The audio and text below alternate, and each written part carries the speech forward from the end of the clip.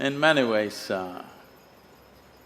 Rama is representative, or we can even say an embodiment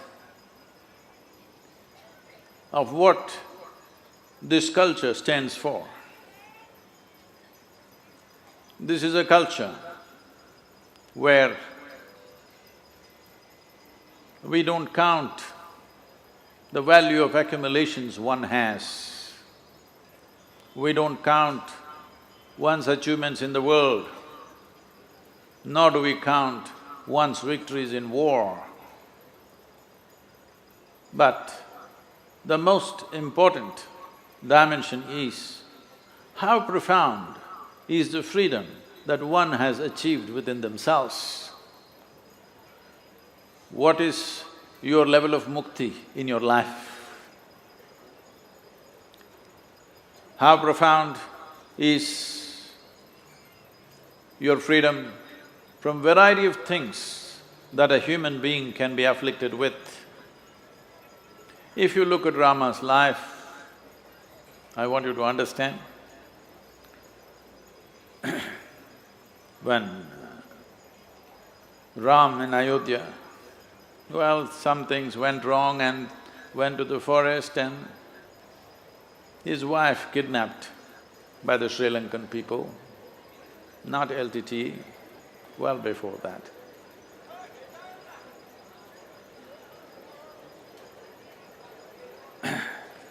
And when he started moving south, when he crossed the boundaries or the borders of Andhra Pradesh and Karnataka, we called him Rama. The moment he entered Tamil Nadu, we called him Raman. So when I say Rama, don't get confused. In south, he's not Ram, he's Rama. So if you look at Rama's life, he lost his kingdom. His kingdom was taken away, though he was rightfully coronated as a king. His wife was taken away. Later in his life, his children were taken away. Normally for most human beings, if any one of these things happen, they will be broken for life. But here is a man, though all these things happened, and he stood up to do the karma that he has to do, even to the extent of fighting battles, but never conquered by angst or animosity or anger. It is for this reason that we are bowing down to him. He is not a super success, it's a series of disasters. In spite of this disastrous life, the negativity cannot conquer him. He is free from these things. It is this one quality for which we are bowing down to him, because in this culture, our ultimate goal is not God, our ultimate goal is not heaven, our ultimate goal is mukti or moksha. Liberation or freedom is the highest goal in our lives. This is the significance of who we are in this culture. Everywhere else, people want to go to heaven, but we know, even if we go to heaven, we will get bored after some time. Hello? Even in heaven we can get bored. So we foresaw those possibilities and see the ultimate thing is liberation, to be free in every possible way. And anyway, there is no proof with any of you that you are not already in heaven and making a mess out of it. First of all, anybody who talks about a better place elsewhere than where we are right now, it is a crime. So this is why Rama's life is most significant. The world throws many things at you. Entire life is full of disasters coming his way, one after another, but he is not ruled by those disasters. Those outside situations does not decide who he is, he decides who he is. This is the essence of being an ultimate human being. that the outside will not decide who you are, you decide who you are. This is a privilege.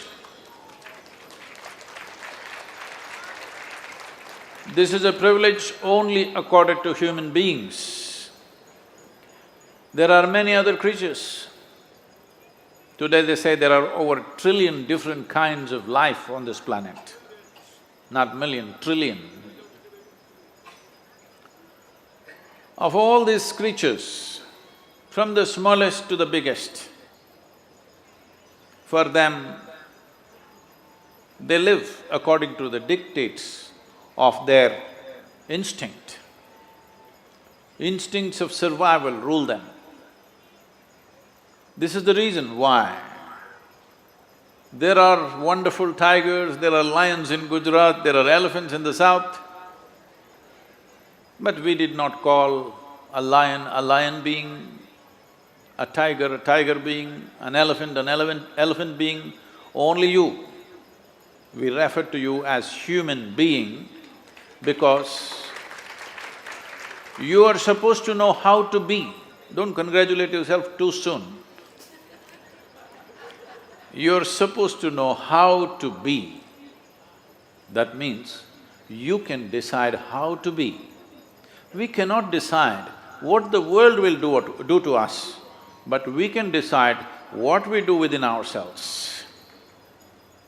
So this is what being means, that you know how to be. Rama is 100% representative of this dimension. He knows how to be. Kingdom taken away, wife taken away.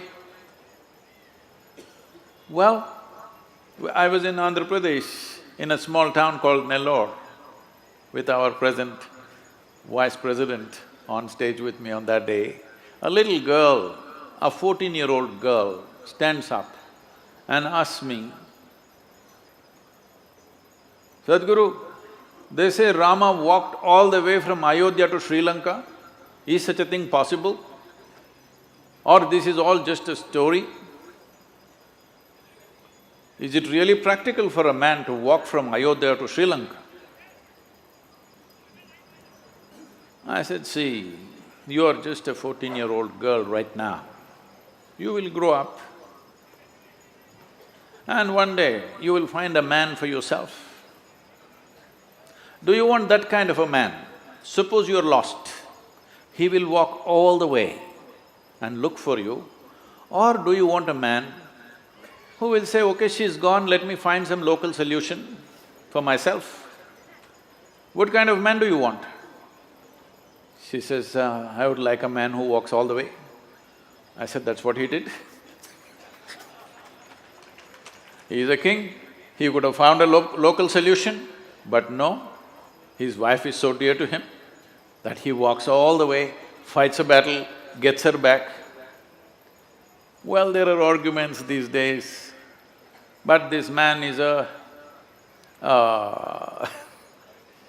male chauvinist. Because of his pride or his kingdom or whatever nonsense, he again sent her back to the jungle. This argument came up here in Gujarat in one of your universities when I was part of the Youth and Truth movement. So I asked them a simple question. We are going through various situations in our country. Though this is a nation of great possibilities, we have still kept it as a nation of great problems. Though at one time we were the most prosperous nation on the planet, today we are coming up now, but still a large segment of population is in poverty. When it is like this, would you like a king or a leader of this nation who will place the well-being of his citizens and nation above his family and dear ones in his life? Or would you like somebody who will do everything for the family and forgets about the nation? They said, that is not it. Why should he send his wife? You must understand, when they say a dhobi was speaking about his wife or the queen, a queen is not just a wife. She's She has a place in the kingdom. She is not just another woman. A queen is like a mother to that kingdom. Now, it is not in the story, it may say Dhobi was speaking about it. A Dhobi is speaking means it is general gossip in the town. Everybody is speaking about it. They are wondering, how can she be our queen mother? Now you have a choice, to hell with the citizens, I'll keep my wife, or for the sake of my citizenry, I will sacrifice somebody for whose sake I fought a war. A terrible war, a risky war, because you didn't have an army to fight a war. You just went with your brother to fight a war. All this you did for that woman, but now, for the sake of the nation and the sake of citizens, you sacrifice her. And when she is fully pregnant, for a king, children are very important because that is the continuum. Not knowing whether it's a boy or a girl or boys or girls, no sonogram in those days. And she goes to the jungle and delivers 2 boys and he does not know. For a king, this is the biggest disaster. He does not know that he has sons. And not only that, the situation evolves in such a way that he ends up fighting those children.